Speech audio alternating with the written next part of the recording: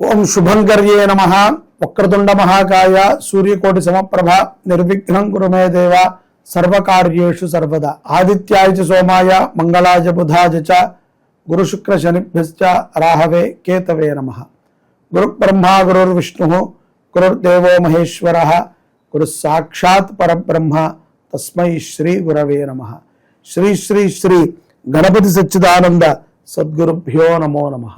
ఈ యొక్క విశ్వావసునామ సంవత్సరములో పౌర్ణమి తరువాత కుంభరాశి జాతకులు తమ యొక్క జీవిత భాగస్వామితో ఎంతో అన్యోన్యతగా ఉంటూ కొన్ని మంచి నిర్ణయాలనే తీసుకుంటారు. చక్షుపీడిత అంటే ఏంట్రా అంటే కంటికి సంబంధించినటువంటి కొన్ని సమస్యల నుంచి కూడా పిల్లలు, స్త్రీలు, పురుషులు బయటపడతారు. అలాగే కుటుంబములో ఆనంద ఉత్సాహాలు ఈ మాసములో అధికంగా ఉంటాయి. కుంభరాశి జాతకుల్లో అక్టోబర్ నెలలో కుంభరాశి స్త్రీలు ఎవరైతే వివాహం చేసుకుని గర్భం దాల్చి ఉన్నారో సత్సంతాన ప్రాప్తి కలుగుతుంది. ఆ సంతానము ఎంతో ఆనందాన్ని తెచ్చిపెడుతుంది. మనకి సామెత ఉన్నది కదా, గొడ్డొచ్చిన వేళ బిడ్డ వచ్చిన వేళ మనకి బాగుండాలి అని. అలాగా ఒక మంచి కార్యానికి శుభ సమయముగా ఈ యొక్క అక్టోబర్ మాసాన్ని అనుకోవచ్చు. అలాగే శాంతి కర్మలపైన విపరీతమైనటువంటి అవగాహనతో ఉంటారు కుంభరాశి జాతకులు.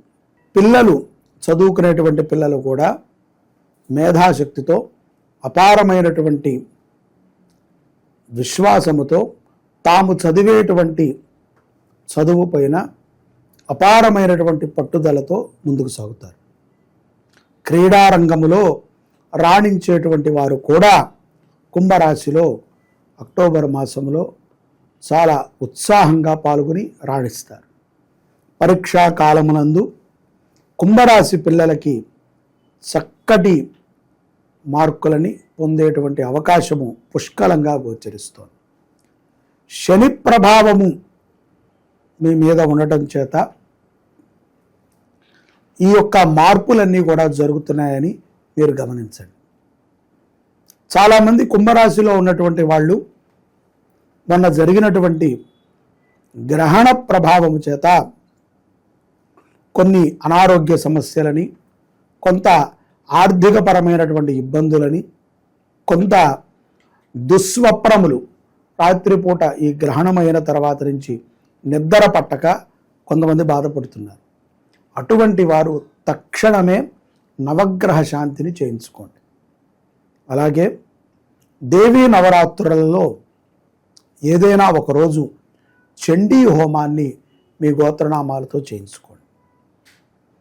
ముఖ్యంగా వ్యాపారం చేసుకునేటువంటి వారు, వృత్తి ఉద్యోగాల రీత్యా ఎక్కువగా ప్రయాణం చేసేవారు, రియల్ ఎస్టేట్ రంగంలో ఉన్నటువంటి వారు, న్యాయ వ్యవస్థలో ఉన్నటువంటి వారు ఈ కార్యక్రమాన్ని చేసుకోవడం ద్వారా మరింత అభివృద్ధి చెందుతారు.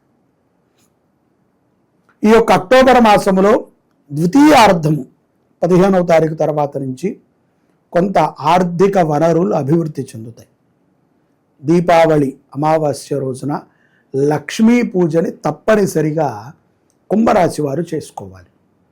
అలాగే అమ్మవారిని ఎక్కువగా ధ్యానము చేయండి. ఆరోగ్యం పట్ల శ్రద్ధ అవసరం. బంధుమిత్రుల కలయిక ఎంతో ఆనందాన్ని ఇస్తుంది.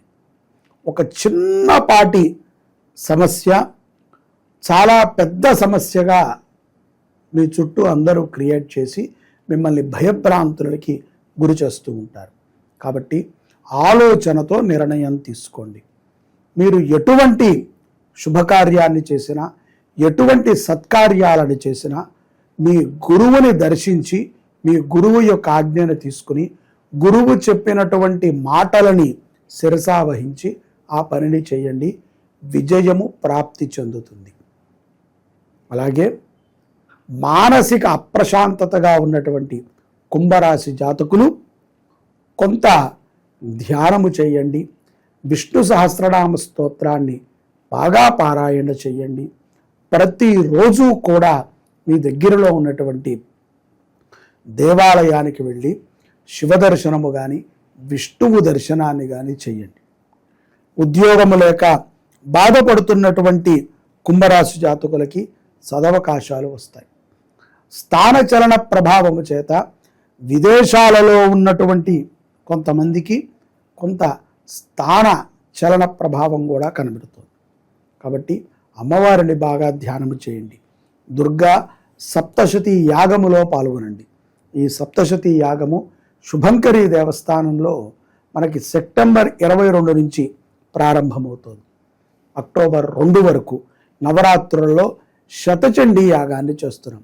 శత అంటే 100 సార్లు చండీ పారాయణ, 10,000 సార్లు చండీ మూల మంత్ర జపము, హోమము, అలాగే 10 సార్లు దుర్గా సప్తశతి హోమము నవరాత్రులలో మన గోత్రనామాలతో జరుగుతాయి. ఆ కార్యక్రమంలో మీరు పాల్గొనండి. మీ గోత్రనామాలను నమోదు చేసుకోండి. దానికి కుదరని పక్షాన మీ ఇంట్లోనైనా సరే అమ్మవారిని మీరు ఆరాధన చేసుకోండి. గోవుని దత్తత తీసుకుని పోషించమని ఎంతో కాలముగా కుంభరాశి వారికి చెప్తున్నాం. కొంతమంది ముందుకు వచ్చారు, కొంతమంది చూసి కూడా ఊరుకుంటున్నారు. గోవుని మీరు పోషించడం ద్వారా అపారమైనటువంటి శక్తిని సంపాదించుకోగలుగుతారు. ముఖ్యంగా పూర్వజన్మ పాపాలని కడుక్కోగలుగుతారు.